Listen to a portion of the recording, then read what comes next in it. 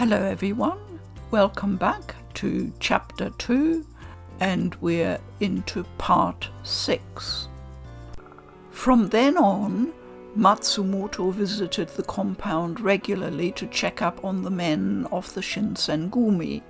The corps was renamed the Fury Corps but remained secret.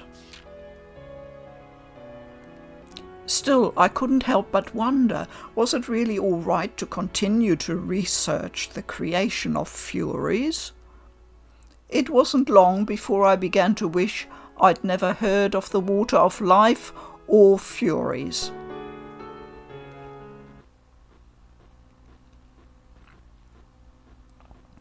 October 1866. After the dust cleared following the Hamaguri rebellion, the Shogun set about cleaning house. The Choshu domain were declared enemies of the court, and the Shogun gathered other domains and launched a military campaign known as the Choshu Expedition. It was the intention of the shogunate to completely demolish the Choshu domain, but intervention on the part of Satsuma and some of the other domains led to an early end for the expedition with no actual battles fought. Perhaps feeling they dodged a bullet, the Choshu domain fell silent for a time. Their obedience was short-lived, however, and before long their disrespect for the shogun became impossible to ignore. Kondou was asked to accompany an envoy sent to the Choshu to investigate their behavior, but they refused to even meet with the envoy. Fed up with their insubordination, the shogunate ordered the second Choshu expedition.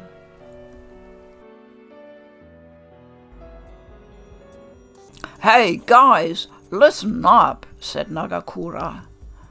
"What is it, Nagakura? Is something wrong?" "What, you run into some outlaw ronin out there?" said Harada. "No, it's way worse than that," said Nagakura. "I heard that Lord Iemochi's dead." "What?" "Lord Iemochi, the 14th shogun of the Tokugawa shogunate?" I could feel my chest tighten. I'd never seen his face in person, and neither had most of the Shinsengumi. Even so, the Shinsengumi had been assigned to guard him in the past, and he was the symbol of the shogunate. "Are you sure?" said Harada. "Man, this has got to be the worst time for something like this to happen. What's going to happen to the Choshu expedition? Have they decided on a new shogun yet?"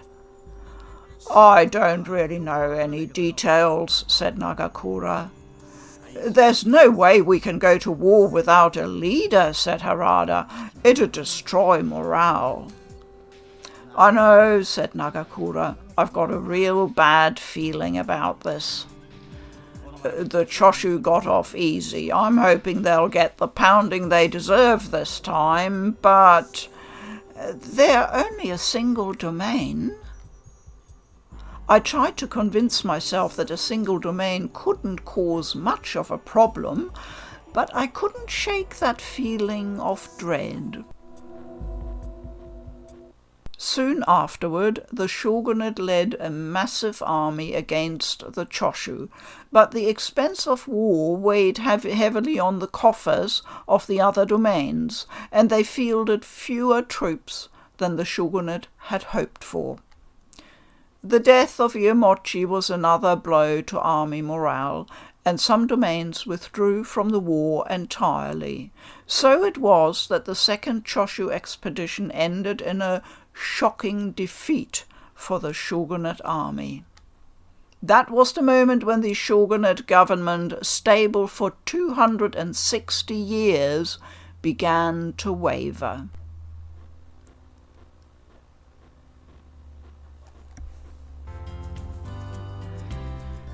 "It sure has been hot lately." I swept my hand across my face, wiping away several new beads of sweat. Kyoto was a nice city, but I could have certainly done without the humid heat. Indeed, said Saito. Beneath his usual calm there was a hint of alertness and carefully restrained violence, and for good reason. The Choshu had been declared enemies of the court after the Hamaguri rebellion and driven out of Kyoto, but some feared remnants of their forces had remained behind in hiding. Now more than ever, Saito and the rest of the Shinsengumi had to be alert and focused when on patrol. I'll begin with this store, said Saito. Wait here, there's nothing for you to do inside. All right. He gave me a short nod of confirmation and stepped into the shop with his men. I'm from the Shinsengumi, said Saito. I have come to inspect your store. Yes, sir, of course, said the store owner. I'd been waiting for Saito and his division for a few minutes when I noticed a commotion nearby.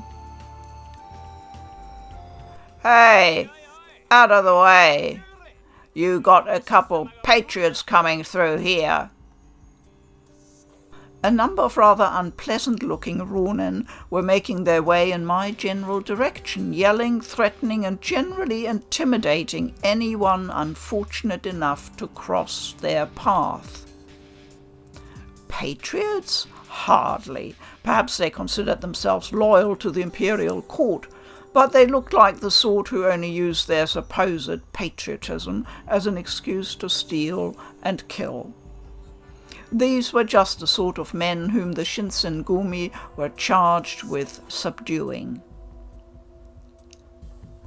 Hey, you deaf! I told you to move! The Ronin tossed a poorly aimed kick at a child playing in the street. Stop! I'd barely taken a single step toward them when...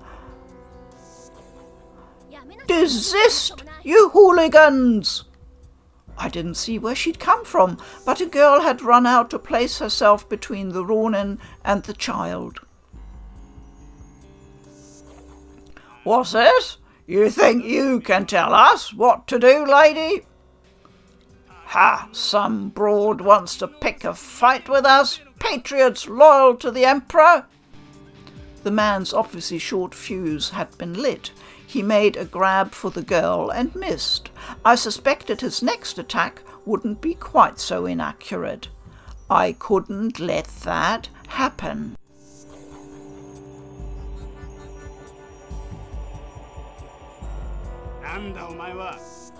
Who are you? You know this broad? No, I don't. Then how's about you keep your damn nose out of my goddamn business?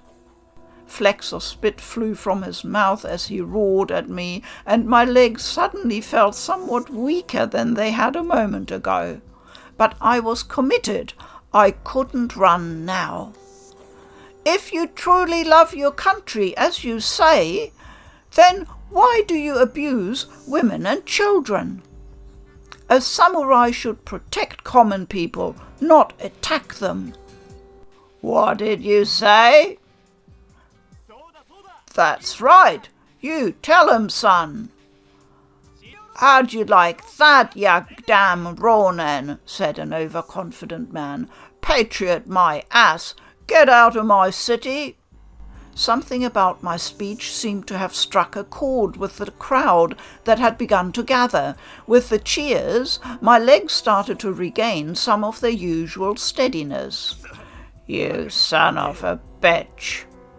With the rough hiss of metal, the Ronin's sword leapt from its scabbard. I suddenly discovered I had difficulty swallowing. I could try to dodge, but if I did, he might hit the girl my actions had intended to protect. No, that wasn't an option. I shut my eyes. Gah! Who? Slowly, carefully, I opened my eyes. You needn't worry, said Saito. I used the back of my sword. Saito! You. Take them to headquarters, said Saito. They may be Choshu. Yes, sir, said a soldier. Working quickly, Saito's men set to work binding the Ronin for transport. Saito's cold eyes fell on me. That was reckless. Why didn't you call me? I'm sorry, I wasn't thinking. The gentleman is right. You were dreadfully reckless. I had the situation quite well in hand, said the woman. A scolding from Saito was expected, but I hadn't thought that my erstwhile damsel in distress would contribute. I'm sorry I made you worry. I gave her a short, slightly confused bow, to which she blinked as if suddenly remembering something very important. Oh, but you did save me, didn't you now? And I haven't yet thanked you. How crude of me. Thank you. I must say you're awfully courageous. Most people wouldn't dare confront a Ronin so. No, I didn't. I mean, Saito and his men saved me. I didn't really do anything. She raised a dainty hand to her mouth in a poor attempt to stifle a giggle. Oh, you needn't be so modest. I suspect that our meeting here is Providence. Young ladies must watch out for one another here in the city. Ooh? Saito glanced from her to me, and an expression flickered across his face that I couldn't quite place. You can't expect to fool everyone, said Saito. There's no need to worry about it. Oh dear, was it supposed to be a secret? Said the lady. Perhaps I shouldn't have mentioned it. Well, I wasn't entirely sure how to respond. How does a person respond to that sort of question? She seemed to sense my confusion and gracefully moved on. I'm terribly sorry, but I don't believe I've even asked your name. How terribly boorish of me. I should very much like to be friends, but it is difficult to become acquainted with the nameless. Might I inquire as to who you are, then? Well, this is... It seemed only polite to introduce him first, being that he was a good deal more important than I, but the girl seemed to have other ideas. Oh, I know who he is, Mr. Saito, yes. The Shinsengumi is frightfully famous here. And you are? My name is Chizuru Yukimura. It's nice to meet you. And it is a pleasure to meet you, Chizuru. You may call me Sen. Miss Sen? Oh, goodness, you needn't be so uptight. You look to be about my age, so I see no reason for us not to speak as contemporaries. So just Sen, then? Yes, I suppose that will do. She grasped my hand between her own, her face open and earnest. We must meet again sometime, Chizuru. She gave my hand a gentle squeeze, then turned and left, her kimono flapping behind her. Our encounter was over before I'd had a chance to grasp what was even happening, and so I simply stood stunned for a moment or two. I glanced up uncertainly at Saito. Is my disguise really so easy to see through? If it wasn't, then how had Sen, whom I'd just met, been able to tell immediately that I was a girl? I had to admit I'd felt like it was a pretty good disguise. Saito looked down at me, a strange expression on his face. Who knows? He said. Wait, what? What's that supposed to mean? His only response was a flicker of a smile. I opened my mouth to protest. We should go, said Saito. We've fallen behind already. We must hurry to complete our patrol on time. He spun on his heel and marched off down the street. Fine. It was clear he had given me all the answers I was going to receive, and so I hurried to catch up, albeit somewhat petulantly.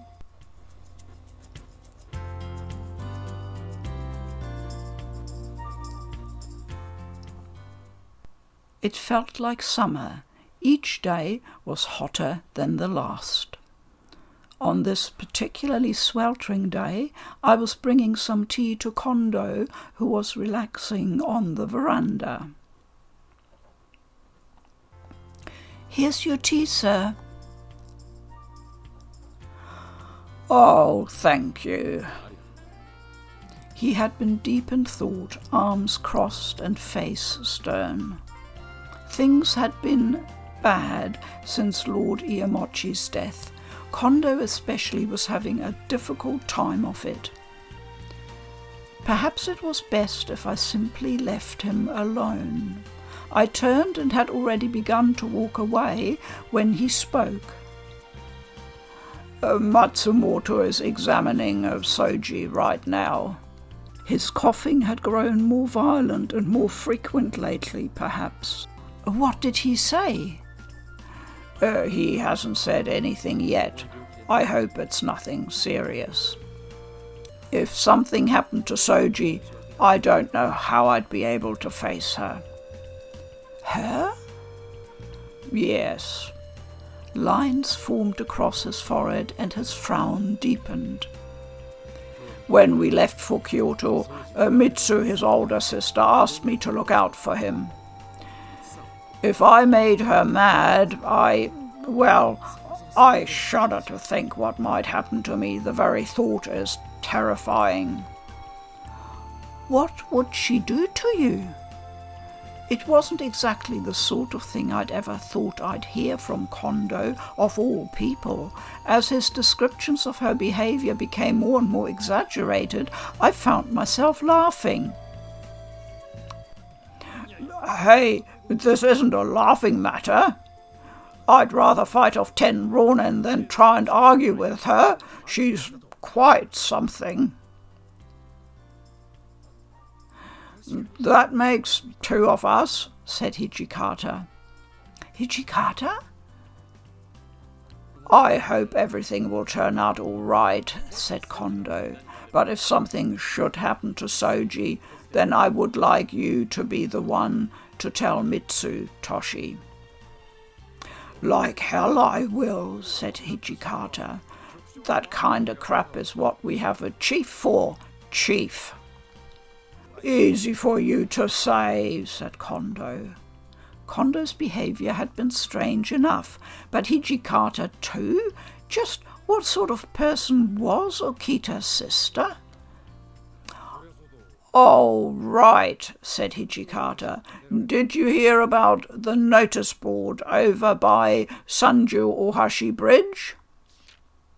And that is a bridge over the Kamo River at Sanjo Street in Kyoto. It is the last stop on the Tokaido and Nakasendo roads, 2 of the 5 routes of Edo.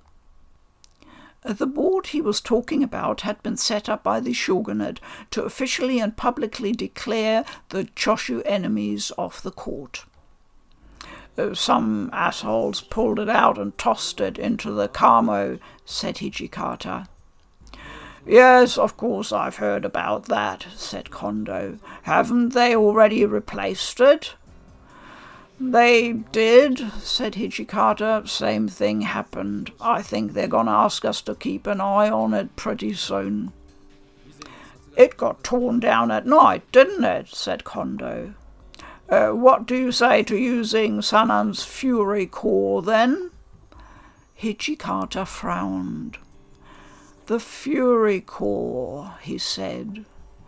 "You think it's a bad idea?" said Kondou. Hijikata chose his words carefully, his face grim. They work hard enough, but they tend to get a little excited. Whatever we give them to do, they end up slaughtering the other side, said Hijikata. That's not enough for 'em, though. They go in and hack the corpses to bits. Most of the time they're not even recognizable. Maybe they're doing it to try and hide the Shinsengumi's hand, but they're going too far, said Hijikata. We're not just a pack of murderers. I told them to knock it off, but they won't listen. They just want to play with their corpses. They keep this up, and we're no better than those night cutters. Said Kondou. I felt a shiver snake down my spine as he spoke. Even more than a year later, I still remembered with terrifying clarity what I'd seen when I first arrived in Kyoto, the Furies. They'd behaved as if possessed by evil spirits, their swords hacking away mercilessly at men already dead. It hadn't been hatred or fear that drove them, but some sort of twisted amusement. I didn't think I'd ever forget the half-mad smiles each had worn. I've got a few other ideas, said Hijikata. Good, said Kondou. I'll leave the details to you then, Toshi. Ah, yes, have you heard about Lord Yoshinobu Hitotsubashi, the old guardian of the Shogun? And that was a position created during the Bakumatsu period to assist whoever held the office of Shogun. Yeah, what about him? Said Hijikata. I've heard a couple people say he's like Ieyasu reborn. I don't know about that, but I do hear he's pretty sharp. Before long, they'd started to discuss politics I couldn't begin to understand, and I politely excused myself.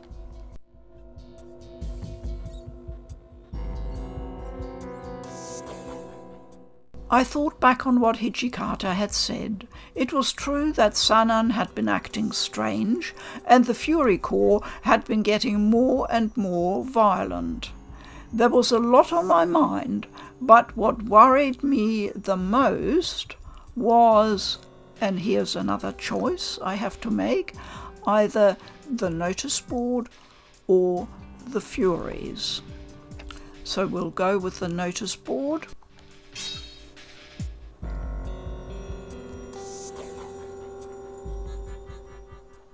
Just as Hijikata had predicted, a few days later the order came down for the Shinsengumi to guard the notice board. All divisions not on regular patrol rounds were directed to take turns on guard duty. The first day was quiet, and the men on duty spent most of it simply standing around. Oh, said Nagakura, you know I was up all night guarding a damn board. Tiring work, that's for sure. Now, fighting off scores of Choshu punks, that I can do, but guarding a piece of wood, it's just hard to get pumped up about that, you know. Well, it's still an important job. Yeah, I know, said Nagakura. Still.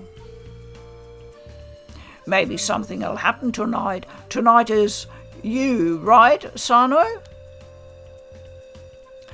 Sure is, said Harada. I will discharge my duty with honour and enthusiasm. Nagakura had just opened his mouth to respond when I heard footsteps approaching us. The whole shogunate army could not defeat a single domain. Do they really believe killing a few nameless ronin for defacing a piece of wood will do them any good? The footsteps belonged to Itou, the Shinsengumi's military advisor. His tight smile had a twist of irony to it. You got a problem with the Shinsengumi's duties? Said Harada. Oh no, nothing of the sort. Even guarding a board is an important task. Well, best of luck to you, if you'll excuse me. He picked his way deliberately out of the hall, giggling to himself. As soon as his footsteps had faded out of hearing, Nagakura spat out a curse. As much of a pain in the ass as usual, huh? We get hired by the shogunate and he goes around talking about how much better the emperor is. I've caught him sneaking around a couple of times, said Harada, trying to recruit some of our guys into, well, something. Who knows what he's up to? I still don't get why Kondou brought him here. It wasn't just Nagakura and Harada who didn't seem to like Itou much. I'd heard plenty of the other captains and even some of the soldiers talking about him in less than glowing terms. There was no way Itou himself hadn't picked up on it, but he seemed to have larger concerns than his reputation, and had devoted his efforts to increasing his power base within the Shinsengumi. Whatever was going on with him, I hoped it would resolve itself quickly. The Shinsengumi couldn't afford infighting. Well, guess it's time, said Harada. I'm off. Oh, what, you want to tag along? Asked Harada. Probably not a good idea, kid. Those demons are still after you, right? I can't take you out on the streets at night. Oh, sitting around all day doing nothing was beginning to chafe. I wanted to help somehow, but Harada was right. If I went with him, I'd just end up getting in the way. Well, please be careful, okay, Harada? Sure thing, thanks.